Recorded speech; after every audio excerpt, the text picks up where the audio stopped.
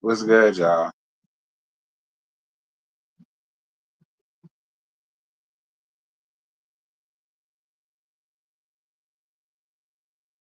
What's good? Y'all come on up in here.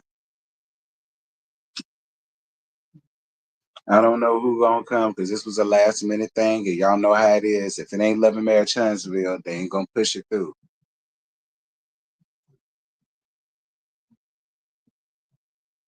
Hey, Janae. Oh, Janae, you back.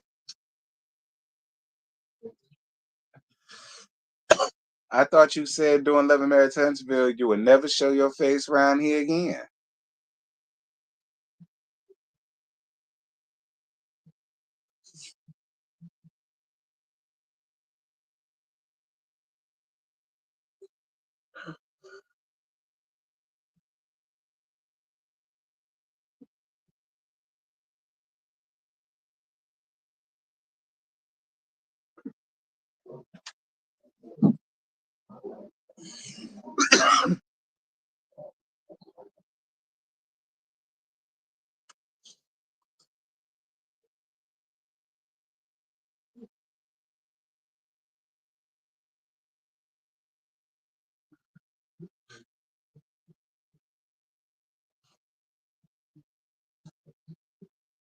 You've been missing the lives.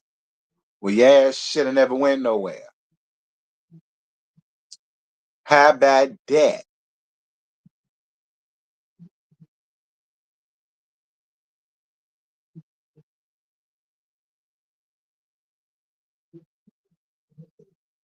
Well, you're right on time though, sis. Cause we here to gag Drew and whatever the hell she finna say in this interview that y'all bugged me about.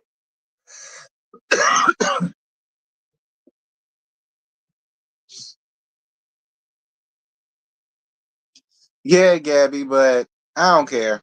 And I know the people don't care either. I moved, friend. I'm not in the 757 no more. Oh, you in Cali now. Ooh, excuse me. Excuse me.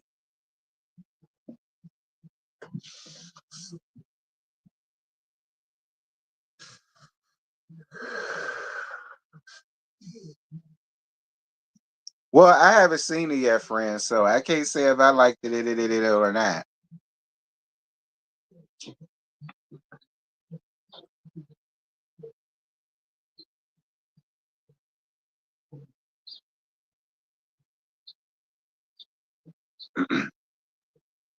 Not you had to be with your man. I know that's right, friend.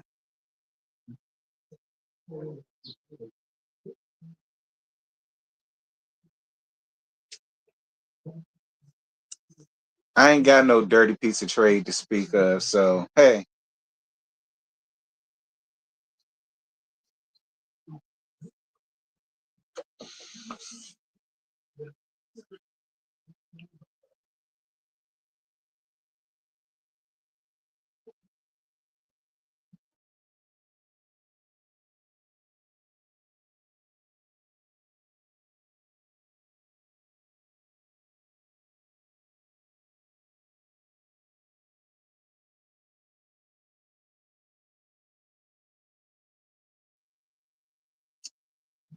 Y'all know I get started at the 10-minute mark. It'll be 5 minutes and 38 seconds in.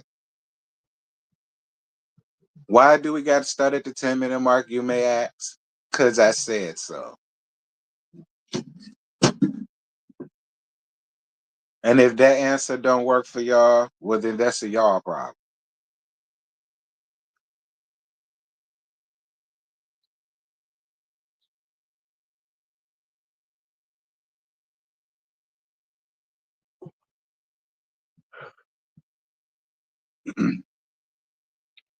But y'all can get my likes up, please and thank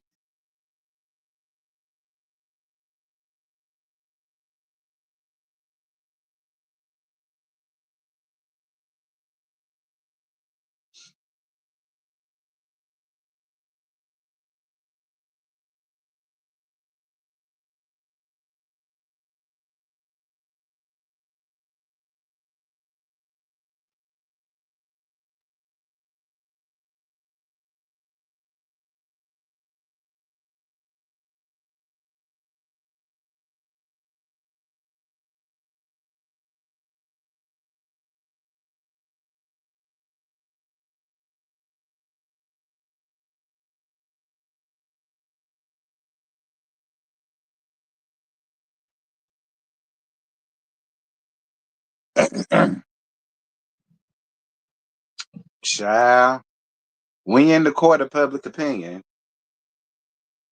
as y'all can see.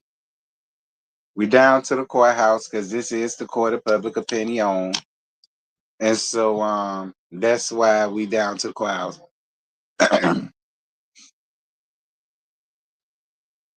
Because I won't talk.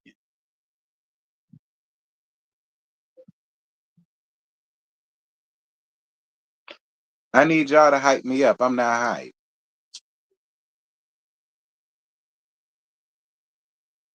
Okay, I am not hyped by any means.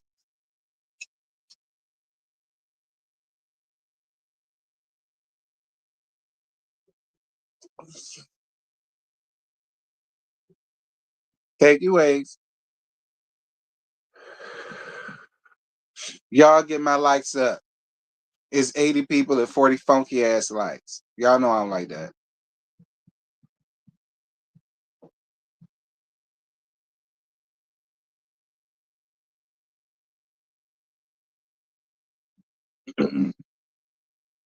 Thank you, Denise, baby. I ain't getting no facial, but I appreciate you.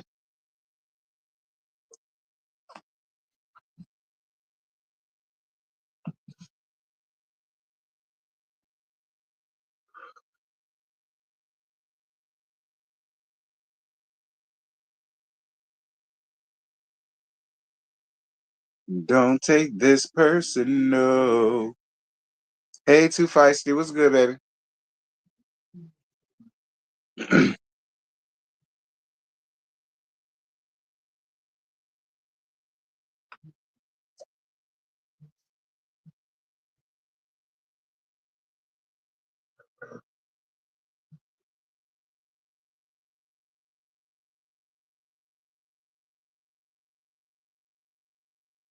Y'all up.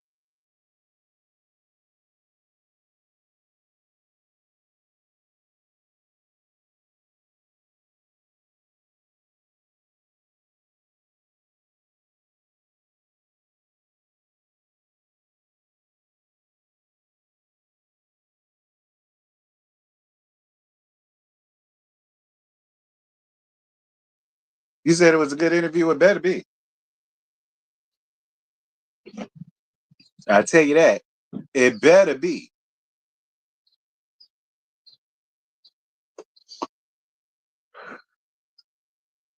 10.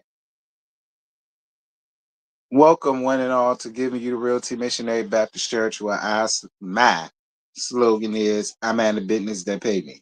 So if your business gonna pay me, I'm a man it real good. And if it don't, it won't. And that's just a you problem, not mine.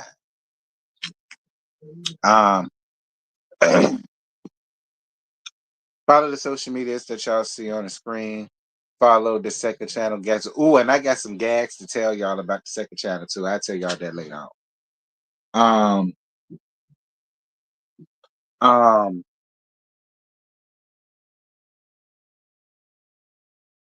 my bad. If you would like to donate to the channel or whatever, the PayPal and Cash App is available. And I totally appreciate y'all for your ministry. Now,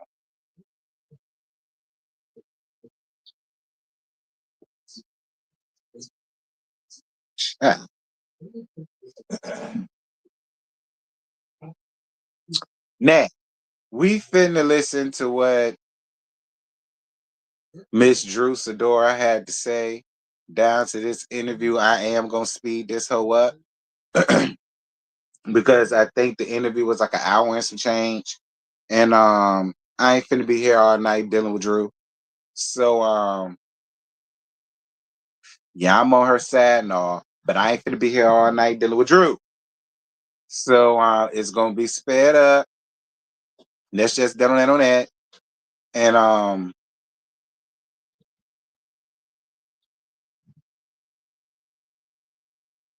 on, let me go to Carlos. Carlos Zugu. Where is your ad, Carlos Zugu? Oh, here you go.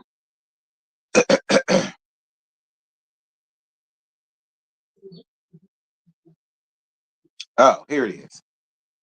Child. Now we about to go straight to the thing. So hold on one second.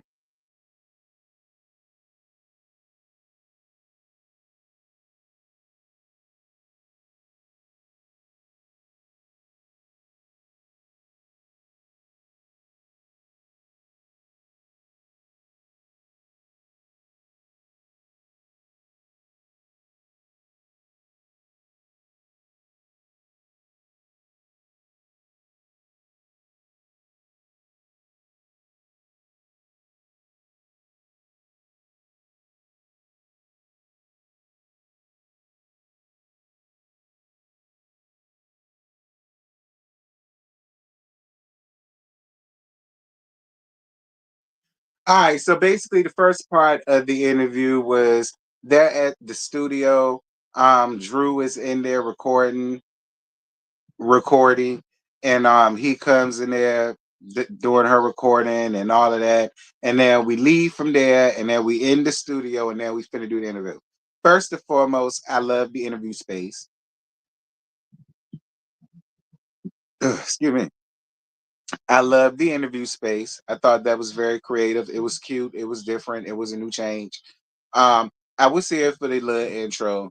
The little intro was cute. It works considering Drew is an actress. So I will have that. Drew looked cute, but Drew, what I didn't like was these goals that you got in your mouth. Drew, that's not you. Okay, Drew? And I say that with all sincerity. That's not you. I wasn't necessarily here for the gold toofuses that you tried to have in your mouth and all that. That's just me. But other than that, I'll accept the look. Now let's get down to it. It really matters. Out of all the work that I've done in my life, it really matters the most what people feel and vibe and think of my music. And me as a musical artist, this by far was my scariest, venture, I can say thus far in my whole career, believe it or not. I've heard nothing you said because I'm distracted by your beauty. Oh my God! I don't know what you said. Now you have said. Listen, no, that we met before, but yeah, we did. That face. Aww. You know what it is? I think I met you before, but your energy and your vibe is giving like not that you weren't confident when I met you, but it's giving a certain level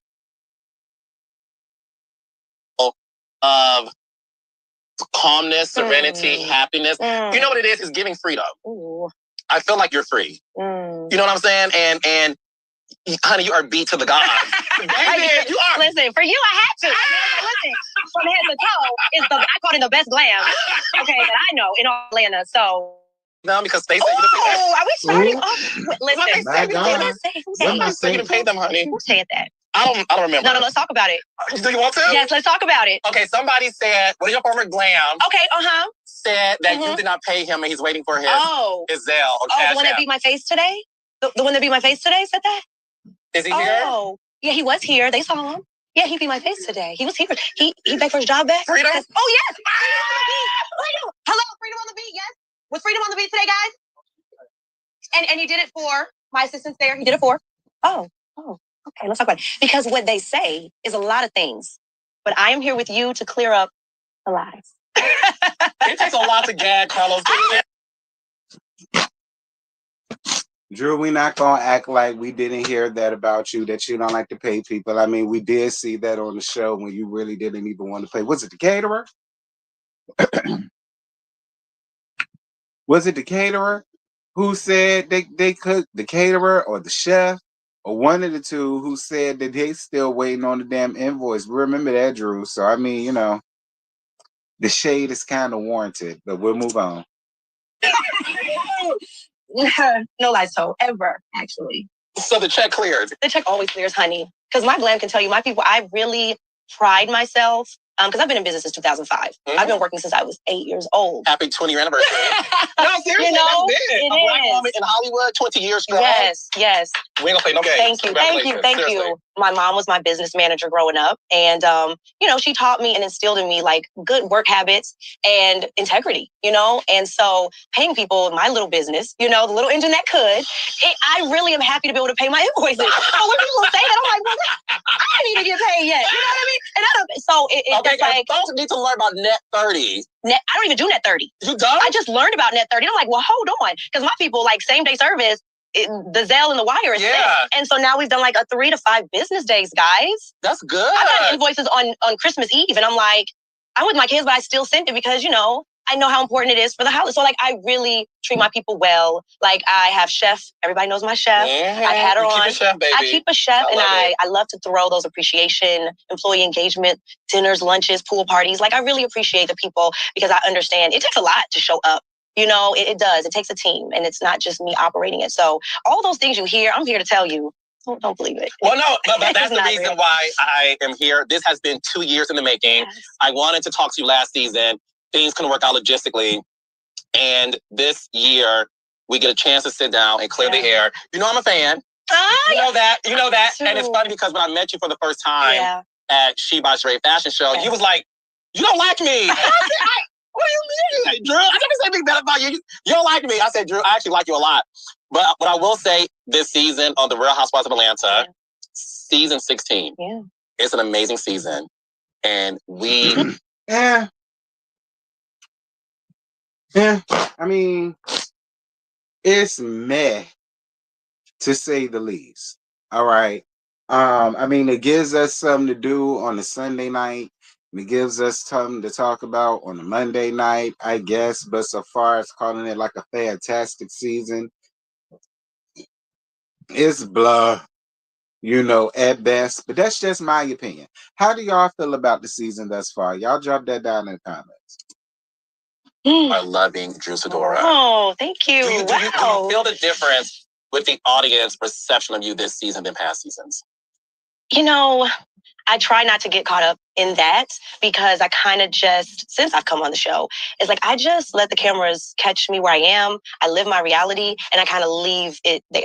You know what I mean? So, I hear things. Obviously, people keep me in tune with what's going on, but I really don't know what the fans want. I hear things, of course, I see a few things, but I really just try to stay in my truth and in my integrity. And I just feel like, for whatever reason, I've gotten some labels that just are not real, and I wanted to sit down with you because, you may talk to people here and there and do your cute little interviews, but I felt like with you, what I appreciate is that you are able to humanize things. And I felt like from the first time we talked, like you actually care, and I just wanted to be able to have this moment to sit down to just clear up a lot of the misconceptions about me and just really give an opportunity unfiltered to talk about, everything, anything. I'm an open book, always have been, but sometimes what you see in the matter of a couple of minutes doesn't tell the full story. No, and as a producer, I know that. And listen, when you came on the show, we were all excited. We know you from the game. You play iconic Tion T-Boss Watkins in the TLC biopic on VH1.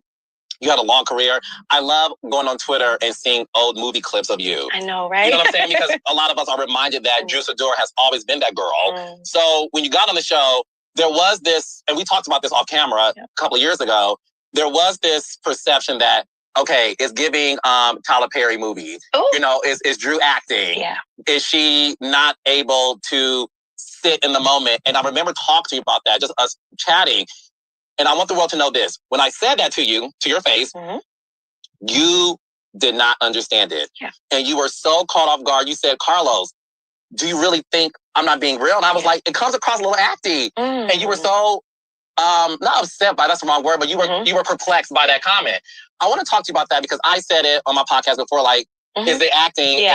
And your reaction to me was so real. So I want to talk about that. Why were you shocked by that response that I gave you? Honestly, I was shocked because, like I said, I never really get caught up in what the fans say or I'm an actress. People didn't like me from this role or that role or the game. And it's like, okay, that's my work. And I kind of just leave it there and move on to the next. So with this, I'm like, I chose to come on reality because it was not something I ever saw myself doing, but because I felt like people have seen me in these various roles, but never seen me as like the human being that I am and seen the good, the bad, the ugly, the struggle. And I felt like after COVID, I was going through like a ruptured Achilles. And I was like, I want to just be more vulnerable. I want to have an opportunity to connect with my family and just show me as more of like the mother, the wife, the sister, all of the things that I am. So I was taken aback. I'm like, all I did was show my true self. I came on the show in an Achilles rupture boot. I didn't come on the show in a Louboutin. I was literally at my lowest. And so I really just let go of all of what people would expect me to appear and was my most rawest self. So yeah, and everything that I've shown has been my real life. So when you said it to me, I was like, wait, what? Because there was never any thought that it wasn't, you know what I mean? Real, because I was living and sitting in my truth to the point where I came on the show really to show like Black love. You know, Ralph and I talked about showing Black love. You can't listen, Drew. Let me tell you something. We knew from your first season that there was something going on between you and Ralph. So if that was what y'all came up here thinking that y'all was giving, because wasn't it your first season when we found out about the Florida trip that he took on you and you didn't know? Wasn't that your first season? I mean, I guess. Family, believers. We showed my church, my mom had, you know, that was what we wanted. And where we ended up was completely opposite. Yeah. It was the toxicity of our marriage. And that's not what I wanted. So that was actually my worst nightmare. You know what I mean? But when people thought it was fake, I'm like, I wish it was, you know, because this is not the reality I ever wanted to show the world. And we are seeing that reality this season, because what we did learn this past episode was you guys, you and Ralph, met, and then y'all were together within 3 months? Yeah. Engaged within, or married in 5 months? Yes. And you were pregnant within 8 months? Yeah. Now, Ralph is fine. Oh, God. Now, I'm going to give you that. Well, I mean... He's definitely cornbread fed. He looks like a big Snickers. Like, you know... He works out in the gym. I mean... No, Ralph is fine. Yeah. So I understand the acceleration. Okay. Yep. Period. I get it. But in hindsight, knowing what you're going through now, and we'll get to that, do you feel like Ralph gaslit you the moment y'all met? Ooh, coming right out with it, right? That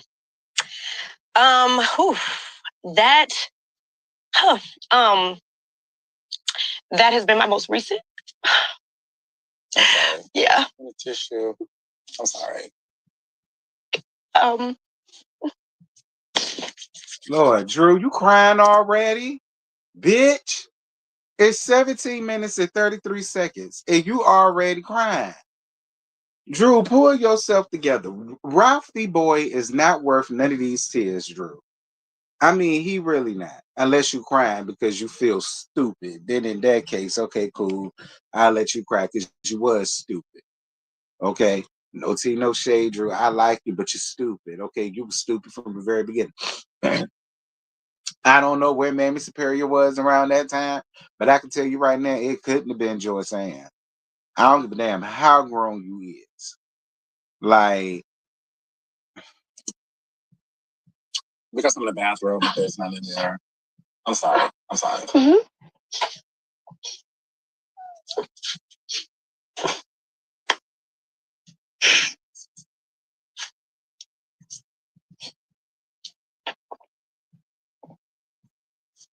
Thank you. Dang, I was pretty for like. Now it's all going down. The face is the face, honey. No one can deny the face card. Okay. And yeah. Okay.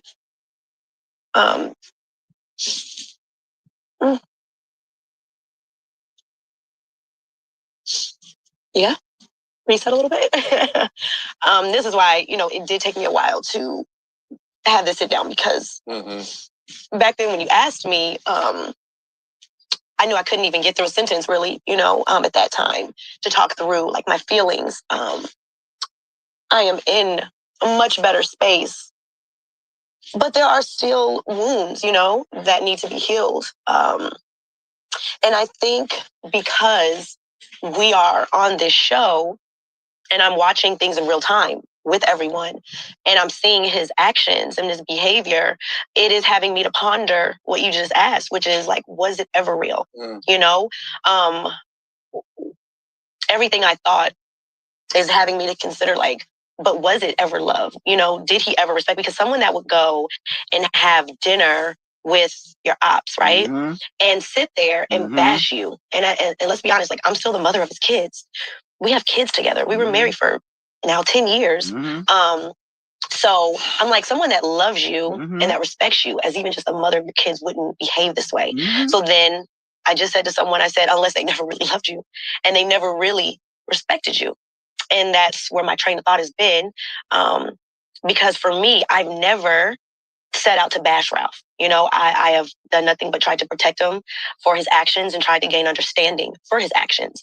And I mean, as you see the season, I'm not sitting around talking about Ralph, I'm talking about my healing. And it was very, very hurtful to see that scene with him, Portia, and Shamia. When you saw Shamia and Portia meet with your estranged husband, what was your knee-jerk reaction to that knowledge? Like, did you find out before the episode aired or the trailer even? Yeah. Or even if you did, was it a gut punch to you to watch it and to hear what he said? Like, walk me through that moment, because listen, I love Portia, I love Shamia, and I said this on my podcast. I said, look, I got to be honest. I didn't like it. Yeah. I didn't like the scene, and I get my reasons why. I'm not here to regurgitate that. Yeah. I'm not married to Ralph, and I don't have kids by him. So I am curious to know, what were you feeling the moment you watched Shamia and Portia meet with Ralph? So during filming, I heard that they filmed together. But it was like variations. Like, it almost sounded like they ran into each other at a restaurant. And so it was kind of like, oh yeah, they had some words and that was it. I didn't know it was like a planned sit down situation. So when I watched it, I'm like, wait a minute, this is giving like a full scene. You know, this is like everyone knew and they are here together and they're happy to see each other. And I'm like, wow. And I like what they did in trying to cover it in a meeting of a podcast. Like, oh, I see what you tried to do there. Okay. But it landed flat because, as we see today, there is no King and Queens podcast. You know, we're not seeing the manifestation of that. Spotify? I mean, I haven't seen it, and I think okay, your album is though. The album is. It's on Apple Music and iTunes. I know Ralph in the Basement is on his YouTube. But this other podcast with Shamia, I haven't seen any remnants of that. But they had this meeting, and so let's say respectfully, it's a business meeting. All right. But it went into discussion of Drew, and that's where I felt disrespected. I felt, from Ralph being still technically legally married. Mm-hmm. I'm like, you're volunteering information that was between you and I.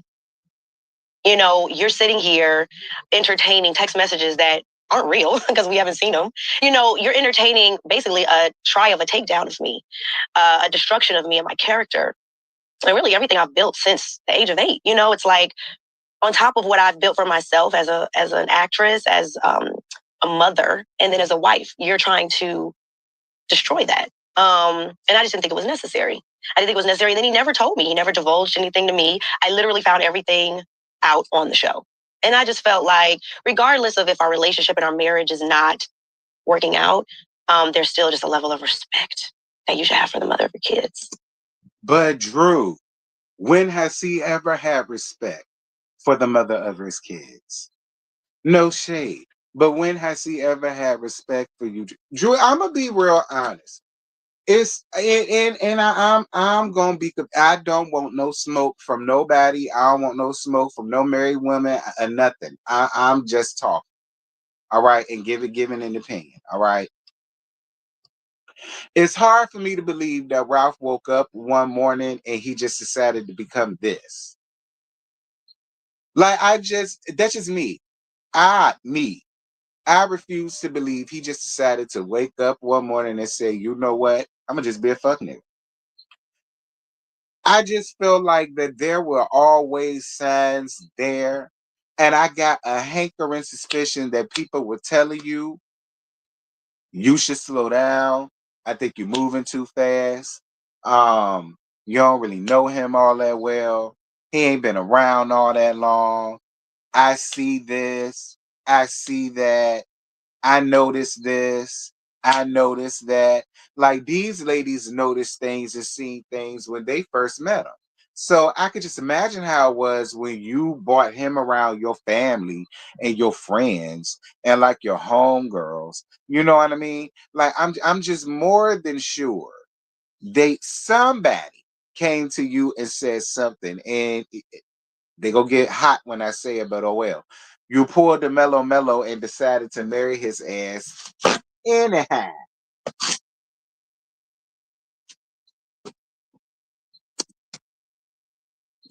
I felt so sorry for you when you allowed us, the viewers, to follow you go to court.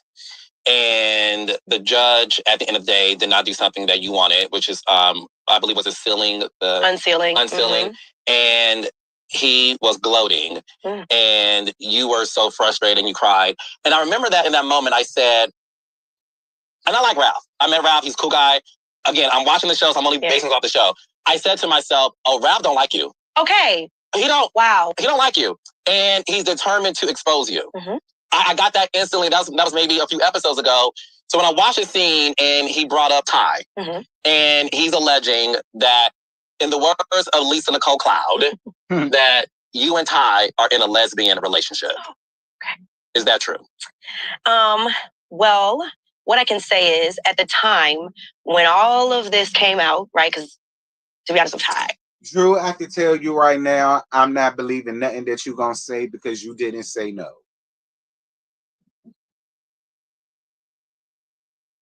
A woman who is asked that question, and if their knee-jerk reaction isn't no, I'm not. I'm not gonna believe nothing that you say from this. But I'm just being honest, Drew. Drew, I don't believe you. I'm just gonna be honest, Drew, and I'm just gonna say it. I don't believe you. Whatever you gonna say about this situation, Drew, I don't believe it. I don't hear about it. It's like a year old of information. It just wasn't the right time to talk about it. Honestly, I think now today, I sit here and I say, like, what I went through with Ralph over the 10 years of marriage, no one got to really see that pain and really see every detail of what he did to me. And I can promise you this, if a cardboard box would have came and showed me some attention, I would have given it, right? Ty was someone at that time that gave me attention that I wasn't getting from my husband. And I said it on the show. She was a really great friend to me that, like, as simple as put, laughed at my jokes, understood me, listened to me. And so to have someone as your husband that's supposed to be your best friend that you feel like you can talk to and tell anything to, I didn't have that. Before I ever met Ty, there was so much that happened that at that point, Ralph had moved out of the bedroom. I was speaking with the divorce attorney. Drew, all I'm hearing is, me and Ty had a thing going on. I won't get no attention. I won't get shown no love. He won't pay me no attention. We were arguing all the time. She was my safe space. Like, that's all I hear, Drew, is in a roundabout way. Is yes, what he say about me kitty clicking with Ty is very much so true. And here's the gag. I'm not upset about it. I'm not upset about it, but just be real, Drew. Just be real. Because see, an honest woman just would have said, hell no, I ain't damn gay. I'm strictly dickly. No, that was just my damn friend. I told him that then, and I'm telling him that now. He was asking for a divorce. We were in conversations of a separation. And yeah, Ty was there and a great friend. Flirting? Yeah. But like at the end of the day, we both have said it was a great friendship. And I'll still say to this day, we're friends. We're not enemies. But relationships come and go, friendships come and go. And it wasn't what he was making out to be, as far as he wanted this divorce. I was fed up. There was infidelity. There was pain. There was hurt. And I feel like he waited for a reason. He waited for a reason. And I feel like that friendship was that reason he hung on to, and he's still hanging on to, because I had an open conversation with him about Ty being a friend. He felt like it was inappropriate. So we didn't talk anymore. You know, I thought we were in a position to reconcile. And again, I have been met with him wanting an open relationship, him wanting to have other women. He's not still been honest. I was waiting when Portia Shamia asked, have you ever cheated on Drew? Wait a minute. So Ralph told you he wanted an open marriage? Again, I have a hankering suspicion that this is not the first time he's told you this, and that this is not the first time that y'all have had this discussion. I don't know why I feel that way about this shit, Drew, but I do. I feel like this isn't new to you. You just dragging it out now. Like I feel like he's always one.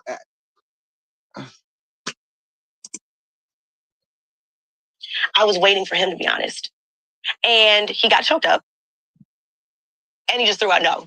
And I'm like, okay, if we can see it, we can see that he wasn't being honest. But I was waiting for him to be honest, because until he's honest about what we've gone through, you can't continue to point the finger and try to play victim as though you were hurt when you already wanted the divorce. Even dating back to when we lived in Chicago, he wanted the divorce. I only want to push you as far as you want, because I'm going to say this, and I'm not labeling you. I want to respect the boundaries when it comes to this topic. And you have my permission to tell me to move on, and I respect it. Because at the end of the day, again, I'm not labeling you.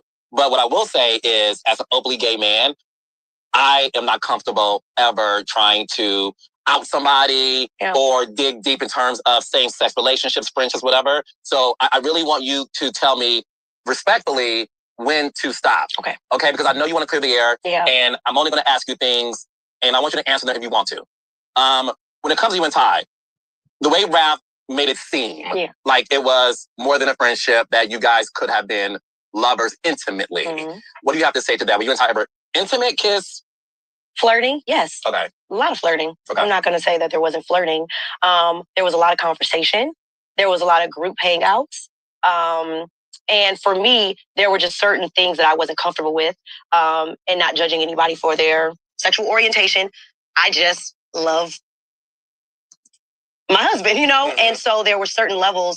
Now, I can't help if, Ty felt differently, or how she felt. I can't speak for her, but for me, I appreciated the friendship. I appreciated the conversation. I appreciated the fun. I appreciated, the distraction from what I was going through. And so much so, she was around. We hung out publicly. So I wasn't worried about people seeing us or people, but I didn't know it was going to get to this extent to where he would say the reason why he wanted to divorce was because of Ty, because that wasn't actually true. I'm going to be honest with you. When he said that was the reason, I'm going to be honest with you. When Ralph said the reason why we're divorcing is because of Ty, I felt that Ralph wanted to find a reason to bring up Ty. And it goes back to what I saw a few episodes ago. I just felt like Ralph is determined to embarrass you. And he wanted that to come out the way it appeared. And what I will give you props on is when he said it, they did do a flashback of a scene you did film. And everything you're saying, to your credit, everything you're saying to me, you said on camera, they aired that 6-second snippet. Yeah. So, but that's why I felt the intention was to embarrass you. Yeah. I've been around Ty before. She dated my friend Nene Faust. Yeah. Ty is fine, and Ty could probably have me. Listen. Tyler not coming to dudes I talk to. So listen, let's not pretend. Yeah.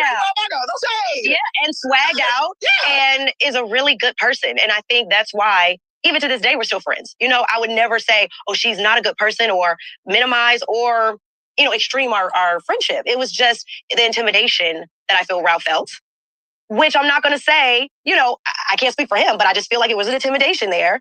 And I feel like he was looking and grabbing onto straws of the reason why he could depart this marriage. And for what I endured, listen, my parents were married for 60 years until my father passed away. So I grew up desiring marriage, wanting marriage, thought marriage was forever because I didn't know anything different. So the times that he asked for a divorce, or I found out he was with other women, I didn't ever consider divorce.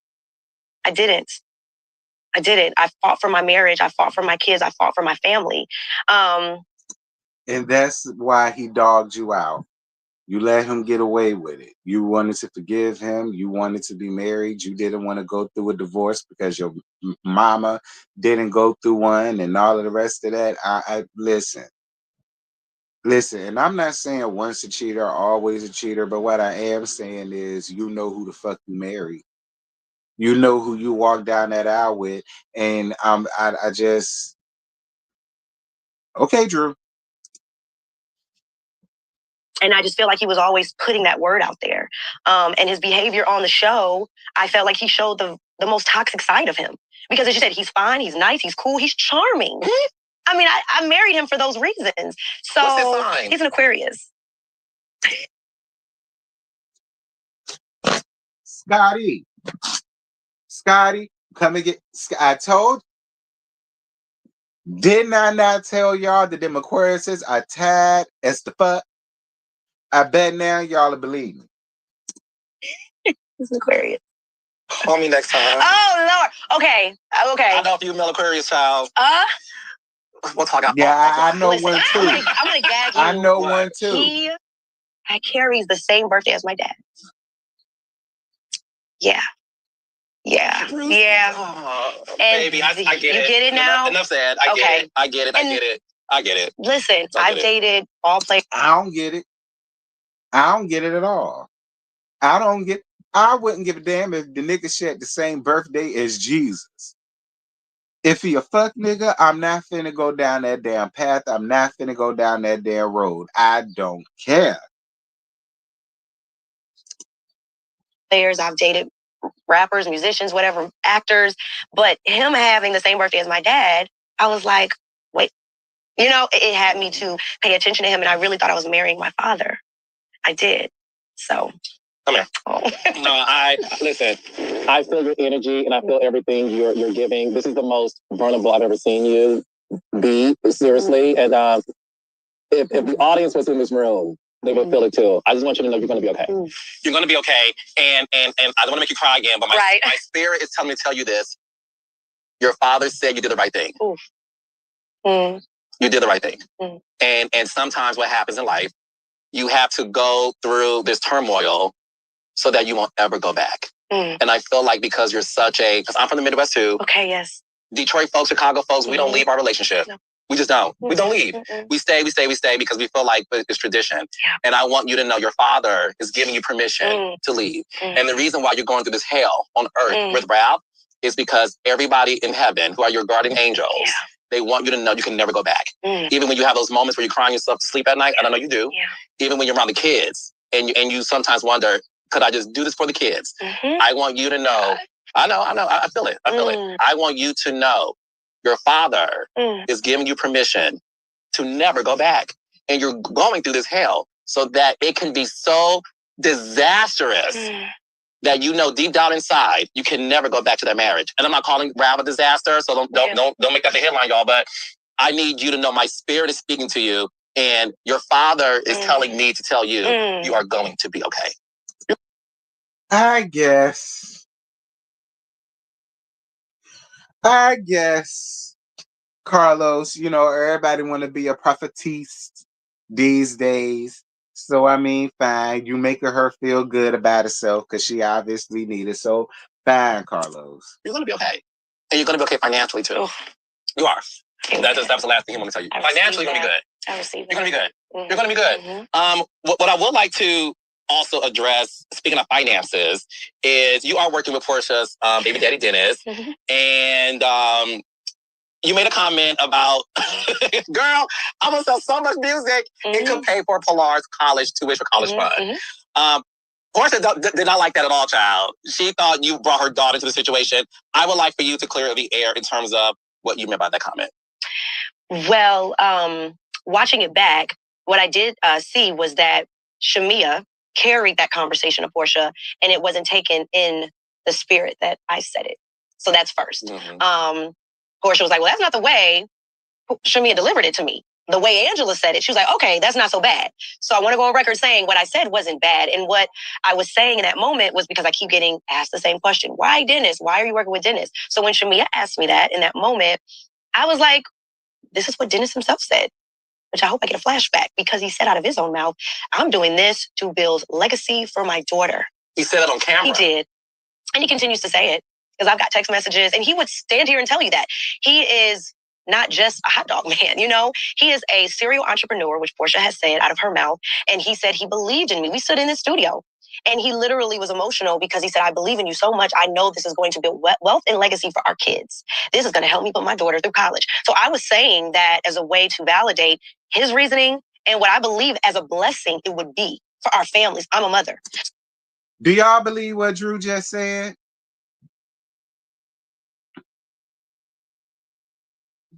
Huh? Do y'all believe what Drew just said? It's possible. It's possible. Y'all know we real quick to say Drew be lying, and a lot of the time she do. But do y'all believe her and what she's saying? Y'all say y'all do? Y'all do? Yeah, she not lying. Yeah, y'all believe it. Okay, cool. So no one was saying, and it wasn't braggadocious, but this is a blessing for all of us. You know what I mean? This is why I'm doing it. This music is bigger than me. And so that was the intention. And then when she said, well, I think her college has been paid for, I said, well, maybe whatever it can do, I feel like it's going to be able to do something. I'm not doing this to get back at Portia. This has nothing to do with Portia, actually. And I'm not doing it to be negative in any way. This is something I think can be a blessing.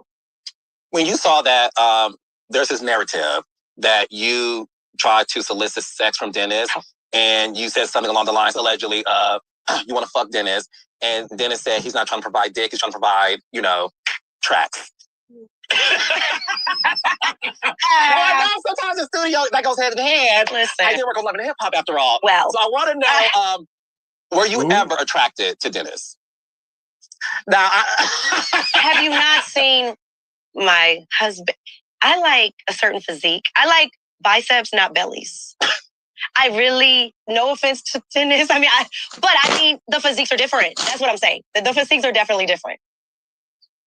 No? Yeah. I'm just saying. I like my physique. If you know, you know. And if you see, you see. And if you know it's different, it's different. And so it's just unbelievable to me. It's like, are we believing this? And I don't think people are believing it. I don't think you're believing it. I don't think the fans are buying it. I think that Portia was brought here to give a life and a story that she wasn't able to deliver. And so that is the reason my name is brought up in every scene, every episode, every moment, even in her confessionals. So that's just what we're seeing.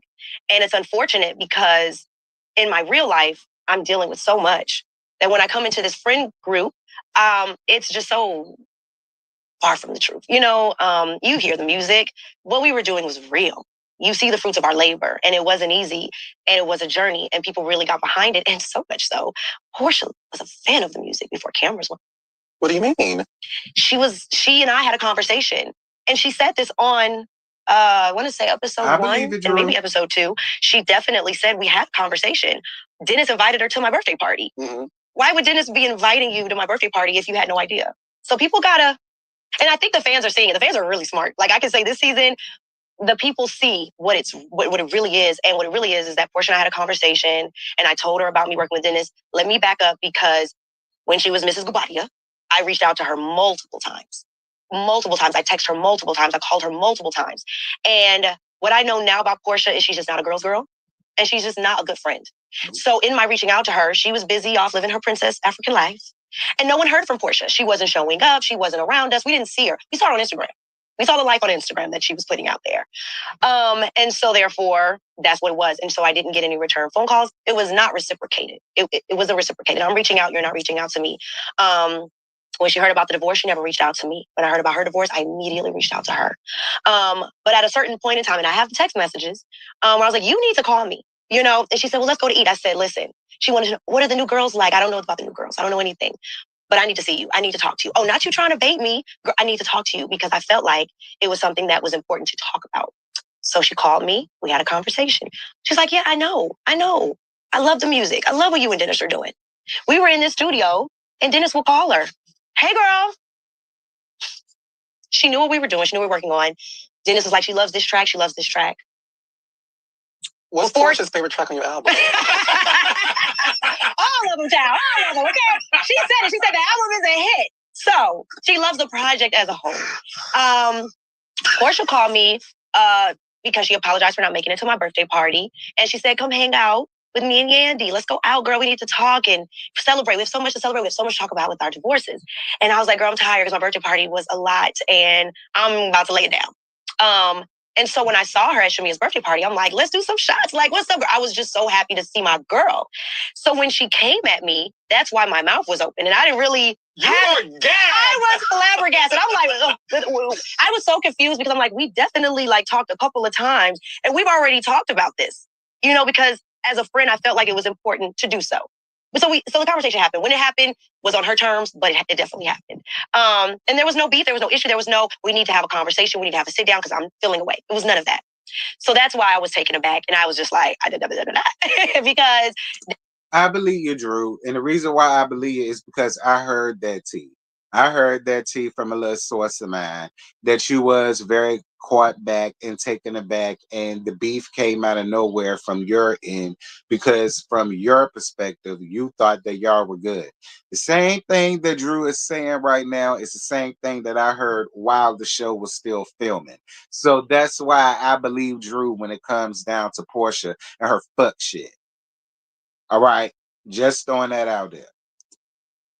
This energy seemed to be for the camera. When you are watching this season unfold, and obviously we did see Shamia's birthday party. We saw what happened in the first episode. And now we're seeing this destruction between Shamia and Portia's friendship. I would like for you to clear the air on this as well. Angela Oakley, you're a Chi-Town sis. Don't you love Angela? I love it. Oh my God. I tried to get Angela on a few seasons ago. I tried to tell the girls that we were trying to get Angela. I don't know if it was season 3. I was watching it back. I'm like, I don't know if it was season 3, but maybe it was season 6. Okay. But we tried to get Angela. I would get calls about Angela Oakley. Yeah. I think it's when she first started dating Charles. I think it was like 2015. No. That'd be about right. Well, yeah. But long story short, you tried to get her on. Like, I remember us trying to get her on. Yep. But I digress. She's here now. She's here now. She's doing a great job. So Angela revealed that you, her, and Shamia had dinner one night, and that allegedly Shamia put out her pinky finger and said what exactly? What did she say? We did all that. That's exactly what happened. So all three. So it was like it was given. It was given Power Rangers. Yes, honey. It was given that, and then it was like you got it.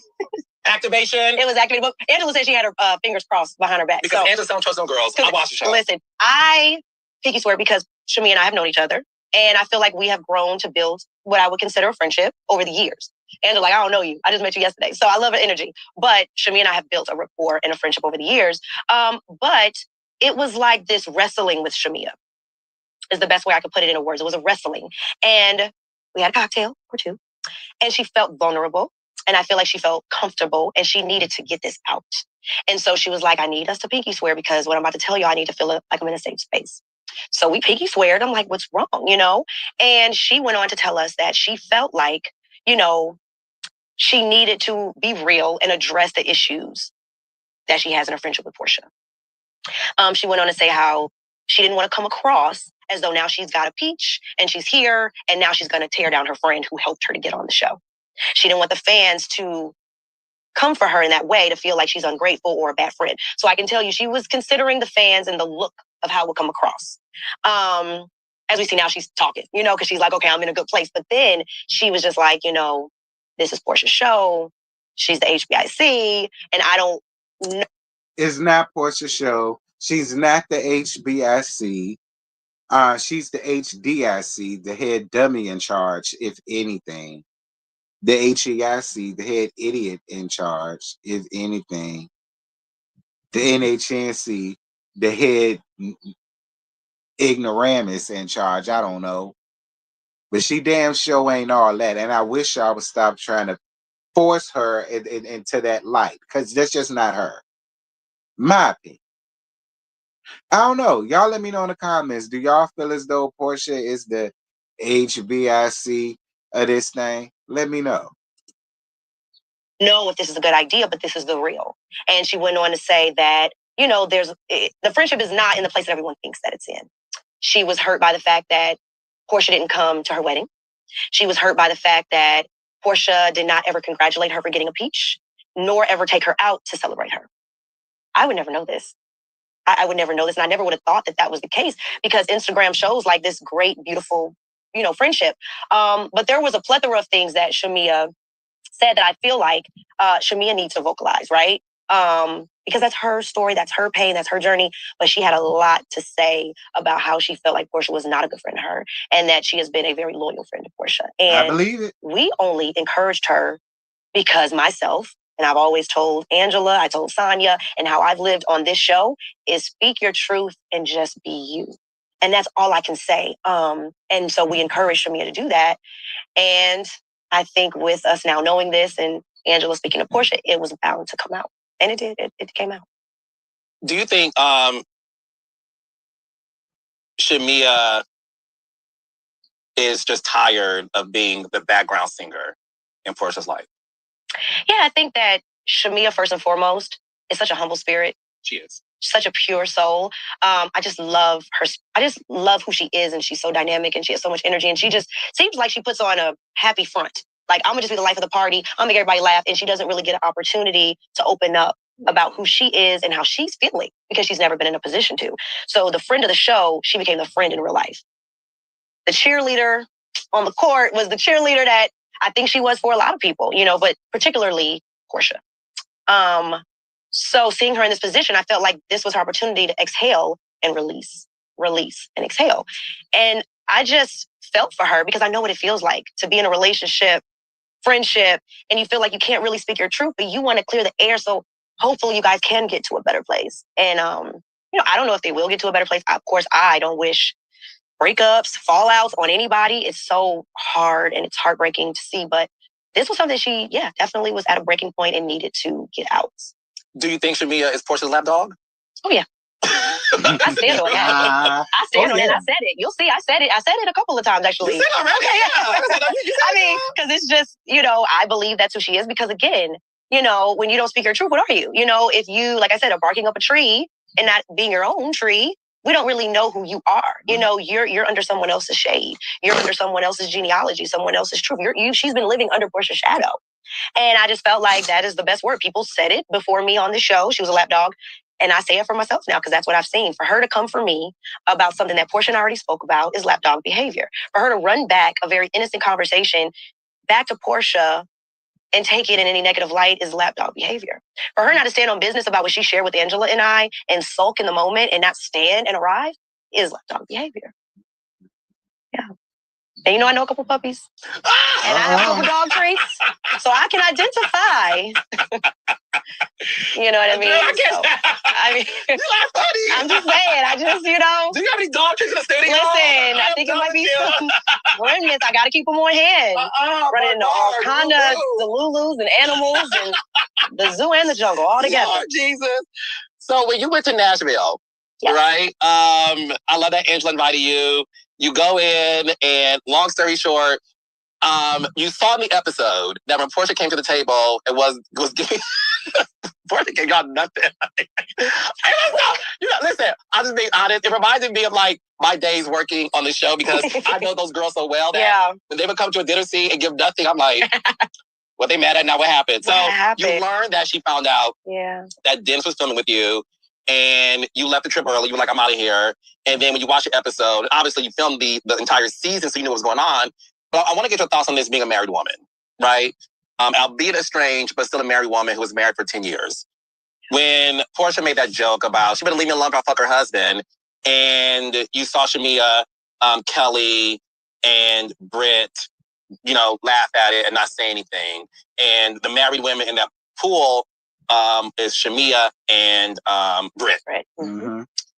As a married woman yourself, if you were in that pool with them and you heard Portia make that joke, as y'all like getting buzz, whatever, would you have done what the other girls did or would you have said something? Listen, when Angela woke me up after she addressed the situation, because I was sleeping in my bunk bed comfortably, and when she woke me up to tell me what had happened, I was like, oh, no, we got to go outside. Who said it? And what did they say? I wanted to address it. And she was like, I already addressed it. So for me, I obviously believe in the institution of marriage so much that I was like, even to the point where Angela has forgiven Portia, I'm still feeling a way about it because I'm like, when you make those type of threats about someone's husband, that's not so easily forgivable to me. Filming with let's be clear, husband, for me, is where she crossed the line. I think husbands, marriage, is sacred. You go before witnesses, your family, your friends, and before God himself. I just think it sits a little different outside of just the shade. If you want to talk about, I made this innocent comment about your kids, but you're talking about someone's husband, the father of her children. I think that's a new low for Portia. And I would have definitely addressed it. And I don't think that I would have forgiven it so easily. I agree. You think Angela forgave Portia too easily? Yeah, and I've told Angela that. Mm-hmm. I mean, I believe in forgiveness, but I believe in people proving themselves in their apologies too. Because words are empty when you don't back it up with the action. Mm-hmm. So, that's just my thought. But again, that's Angela's fight. But I was definitely hurting for Angela, which is why I stayed even to be there for her. And we talked almost every day after that because I wanted to make sure mentally and emotionally she was okay. You develop a great friendship, speaking of friendships, with Kenya. Oh, yes. We saw, and it's interesting because we kind of saw the development of your friendship with Kenya over the course of the seasons. Yeah. And you were there, obviously, during the whole debacle at the hair salon. Mm-hmm. And I want to get your thoughts on this because there are rumors out there that you allegedly are the one who gave Kenya those photos of Brit. Okay. I'm so very busy, aren't I? I mean, I am dating this person and this, and now, what did I go to Kinko's? Did I print them and download? Child, this is a lot. I'm tired. Like, this is a lot of just finger pointing and making Drew the scapegoat for other people's actions. Kenya has gone on record, which, by the way, I miss Kenya so much, because coming from last season to this season, she was like my only friend that I really built a genuine friendship with, that I felt comfortable even to share, my business with and my vulnerabilities with. So I do miss her. She and I talk often still. However, the issue is Kenya didn't tell anybody what she was up to. No one knew that Kenya was looking up Brit and trying to find things wherever she found them. But no, it was not me. I don't even know how to do that stuff. I've never seen Brit in anything online like that, although I've heard about it. But no. You heard about what? I've heard about her having porn videos and, some of the girls a lot of the girls have murmured things online, and she tried to scrub the internet and clean it up. Prior to joining the show? Prior to joining the show. And then obviously once this was, divulged, she tried to scrub it. Kenya said that on her confessional. I want to say this to you. This is your best season. It's your best season because you and Angela, to me, came in not trying too hard, just like having this ease in. You know what I'm saying? In two different directions. Mm-hmm. What you're giving this season is fantastic. And when you were interrogating Brit, me, the gays, the theys, the women, the men, we were all like, you are like an official meme. Wow. Right now. Because you were asking the right question. Yeah. What are your thoughts on Brit in general? Do you think she is somebody you would be friends with? Honestly, Brit, I just don't see it for her here. I think she's better maybe for like a rags to riches type show, but Housewives, nah. I think that, she she just doesn't want to live in her truth. As we see all these allegations around her husband and their marriage and then her, and then, she's just not that girl. I think she's beautiful. I would never take that away from her. And I thought that we could, after our sit down. But no, it's a no for me. I think that she's just not a good fit for this circle of girls. I don't think she displays the integrity and the honesty and the truthfulness. And she just has a lot going on in her past. And her husband. Her and she. You know what I mean? Like, they just have a lot going on. And I just don't think that they are the most transparent. I think they throw a lot of stones and hide their hands. And she's just very argumentative. You know what I mean? Like, she just comes across very angry. I think that in the Kenya situation, threatening somebody with a weapon, like she did, it just, I've never dealt with anything like that, coming to work and feeling like someone is just so calm and comfortable throwing around pistol and weapons and the threats that she did. And so I feel like, although I've said it time and time again, I don't agree with how Kenya handled it, I just feel like there needed to be a conversation, a reprimanding, so to speak, about that behavior. I agree. Would you like to see Kenya return to the show? Yes, so much so. I was inviting her to scenes with me. Like, girl, come on, girl, let's go. You know what I mean? Like, this is our real life, right? Because let's be honest, Carlos, like, some people give me a hard time about my life, but I show my real life. Other people talk about their life. They talk about it. I literally show my life. So for me, if you're my friend, I'm like, why are you not coming with me? Like, come with me. I'm fighting for my friend, which is why I kept speaking up for her in her absence. I feel like she has and deserves a place here. And I just feel like, what happened to the days that we talk about it as grown women and sort out our differences? Like, why all the babysitting and the getting involved and erasing people from the group that really do deserve to be here? You have been on the show for is it 5? This is my 4th season. This is your 4th season. Yeah. Who would you like to be on a cast with? Like, who is the dream cast that Drew Sidora would want to surround herself with? Oh my God, this is hard. Let's see. Definitely Kenya. Mm-hmm. So we were just talking about Kenya. Nene. Mm-hmm. Because when I think of Atlanta Housewives, I think of Nene. And when I see Nene, I'm like, Atlanta Housewives. So definitely Nene. At this point, bring back Sheree. Listen, I mean, Sheree and I've had our moments, but there were times where I was like, oh, hell, just come back, and we have text and really? We have. You and Sheree are texting? We have text. I'm not going to. Text. We have text. Okay. And through mutual friends, we have communicated. There is, I think just with what we had going on at the time, it wasn't so far gone that we couldn't be in the space that we're in now. And I do respect who she has been on the show, who she is. And I miss our going back and forth. So I'm not going to lie. I really, this is so long ago. Last season's reunion, because you and her had first chair. Yeah. And the back and forth between the two of you were so funny. I was texting Sheree like, I am enjoying this. Like, it was so funny to me. So the fact that you can even say, like, look, we had our issues, but when I look back on, like, what's great for the show, like, Sheree's great for the show. Yeah, Sheree and I wrote next to each other to reunion. And I'm sitting here helping her with Instagram and social media, and we're talking. And then we get to reunion, I'm like, oh, here we go. It has definitely been that type of friendship for us. But yeah, we text. I just worked with Candy and Todd. Yes. And Candy and I have had a clearing. And so I would say Candy, for sure. Angela, of course. Yeah, I think that about and I love Shamia. Shamia, You want her as a housewife or a friend of? As a friend. Well, you want Shamia to be a friend.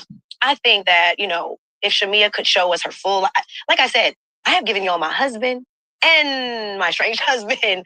And so I just feel like that's important for us to really get a glimpse to her as a wife too. As a housewife. We want to see that. I think that's important. Yeah. I agree. It's my little 2 cents there. Okay. So listen, you have been famous for so many years. Although you're legally married, you are going through a divorce. Are you dating anybody right now? Is there any of your old celebrity men that you would like to, circle the block with? Oh gosh, spin the block? You have had a lot of attractive celebrity men on your roster. Really? Yes. Who is the most famous guy you dated? Oh Lord, I got destroyed for one that I sort of kind of didn't mention. Oh Lord, you want to dig that back? I mean, girl, I don't want to hear about LeBron no more. I'm not saying that it's not possible, and I'm not saying that it never happened. But I don't even want to go down that can of worms no more, child. At the time, listen, he was not married. Okay. He was not dating. Okay, this was when we were very young. But the king of the NBA was someone, and you can dig up newspaper clippings and people wrote about us. My sister went online to set the record straight, that is truth. But I did also date Young Bird at the time when he was Young Bird, now Hitmaker. And we are still friends. I can say that. You dated Young Bird, little dick ass? I guess, Drew. Like, what did you find to do with that little regular, schmegular, look at it? I guess, Drew. Because I seen his shit. Girl, I suppose. I've never said that out loud publicly. But people that know. And you do like biceps. Hello. Listen. I'm just gonna say. Oh my God. My girl. Oh, Carlos. Okay. Listen. Come on, friend. Listen. And that's the truth. He was on, he asked me to be his date to the NAACP Awards. This is Michael B. Jordan. Yeah. And this is when he was on the soap opera. He was on. And yeah, like my sister Allison, he would come over and she would cook for him. And we went out and met his mom. And, it was great. Like, yes, that is my past, as you would say, roster. But at the end of the day, like I said, like my parents were married for 60 years. I wanted someone that I felt compatible with. Outside of the names and who they were, I was like, I want what I see my parents having. I want that best friend. I want that person I'm attracted to, as well as I feel like we can build something together. So yeah, but dating, I went on a couple of dates. I'm not gonna act like I haven't. I've gone on a couple of dates. Regular guys, celebrity men, owners of establishments. Wow, really? You really do. I'm a journalist. Yes. I think all the above. Okay, yeah. All the above. It's been, just a quick little date and just like, okay. But before I find myself going too far, I'm like, I got to wrap this up because this one, he won't let me be great. Now, he is posted women on his social media and leaves for weeks and weekends at a time, comes home. But for me, I feel like until I wrap this up, it's just more messy, you know? Mm-hmm. And I don't feel like I can be as available right now. But dating has been cute. Listen, I will say this. Dating when you're either close to 40 or after 40 in this day and age, it's a little difficult, but I will say there's some gems out there, but you gotta listen. My advice to you is to explore other areas. Yeah. You know what I'm saying? I would say that for you. Mm-hmm. I got you. You got me? I follow. Okay, you follow? Definitely. You won't regret it. I've heard. I've never tried, but I've heard. Listen. You gotta diversify, honey. You have to, like your portfolio. Diversify your portfolio of income, of, incoming men. Carlos, stop trying to drag this lady out the closet kicking and screaming. She already told you she don't want that now. You gotta diversify your portfolio. Well, thank you. But my baby brother is single, so. Yeah, I mean, if I'm more of an organic girly. Like if it happens and we meet and we see and we vibe at this point in our lives, it has to be a natural thing for me. I don't really like the blind dates and the setups. I'm like, if it happens, it happens. And I think right now, honestly, with everything y'all see that I'm dealing with, it's like, I don't really have the capacity to take anyone serious right now. And I really need to get back to a place where I trust again. Mm-hmm. Because being married for 10 years and having who you think is your person that you trust and to realize that was the ops. Basically, I look at him as almost the ops now. How do I trust somebody again, in that way? So I'm very guarded, very, very guarded.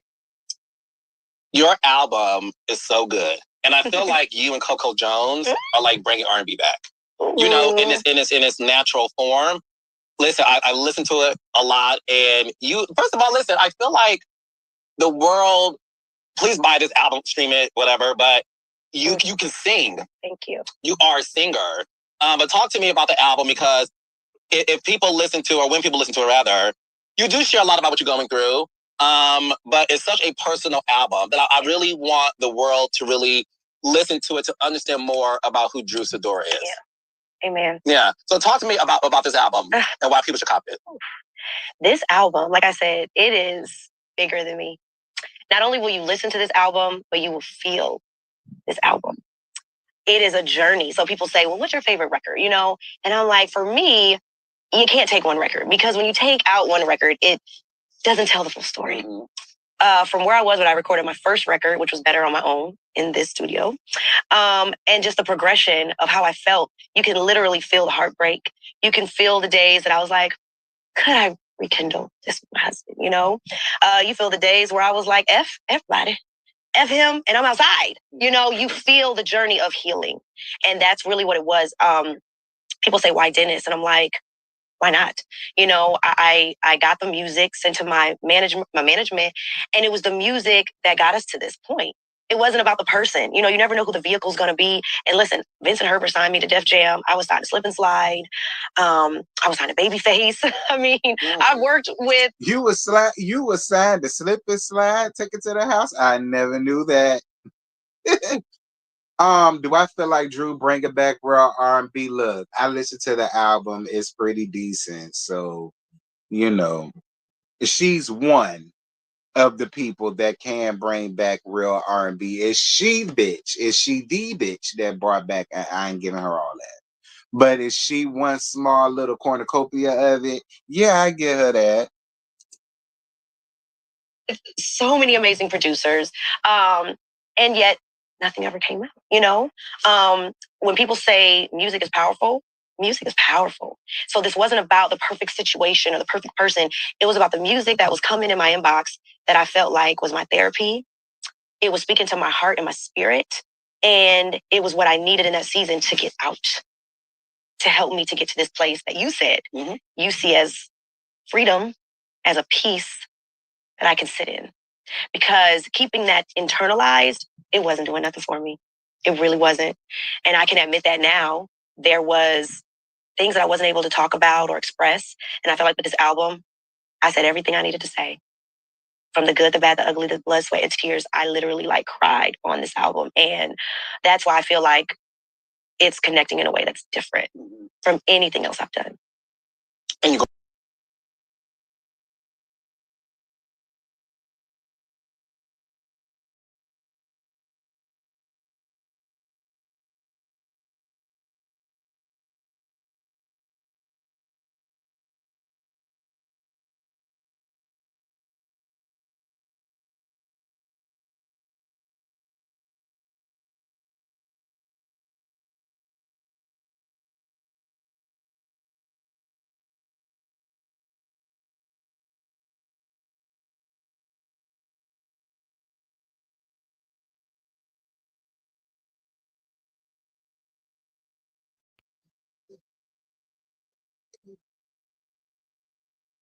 My bad, y'all. This year, literally, this summer, fall, I'll be on tour. Spring, summer.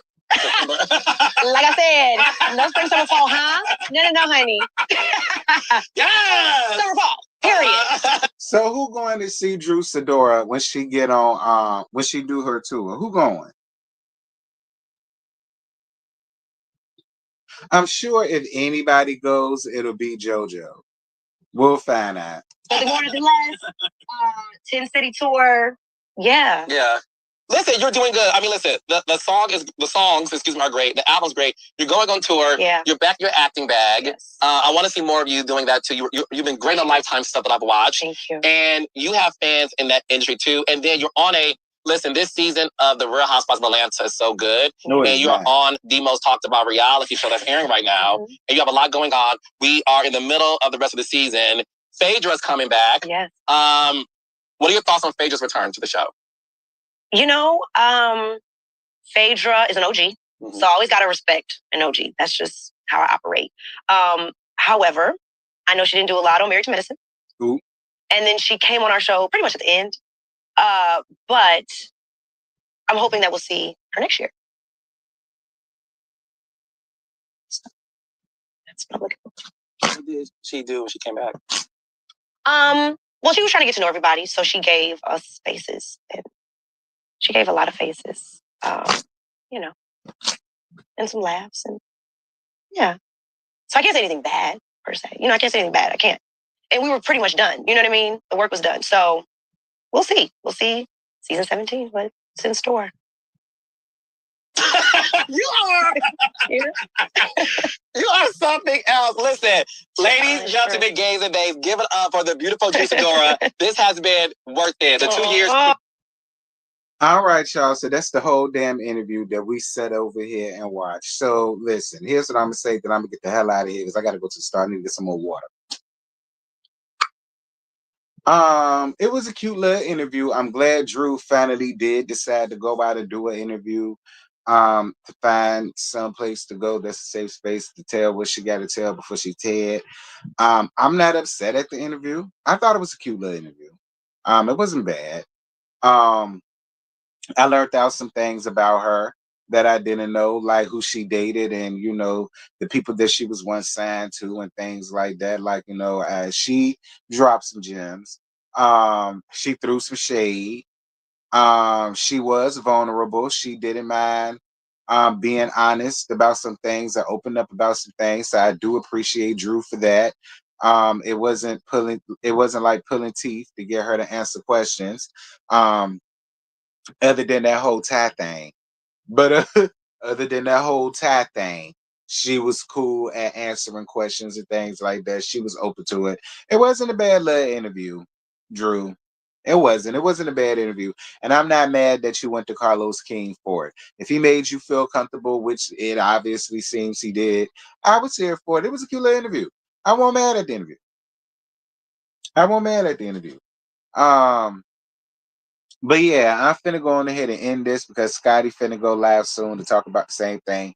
Like I said, I just squoze this in to give y'all something else for the day or whatever the case may be. So I really hope y'all appreciate me. All right. Because this was a last minute thing. I totally appreciate all of y'all who came. Thank you guys for getting the likes up. I totally appreciate it. Y'all go showing Scotty some love, more love than what y'all showed me. I really hope y'all give Scotty a whole bunch of love, honey. And yeah, with that having been said, that's it. That's all. I ain't got no more. I will see you guys tomorrow for Love After Lockup on the second channel, as well as the Basketball Wives panel with me, Scotty, and Jamie. That's me tomorrow night at 8 o'clock over on Jamie's channel. So until then, bye.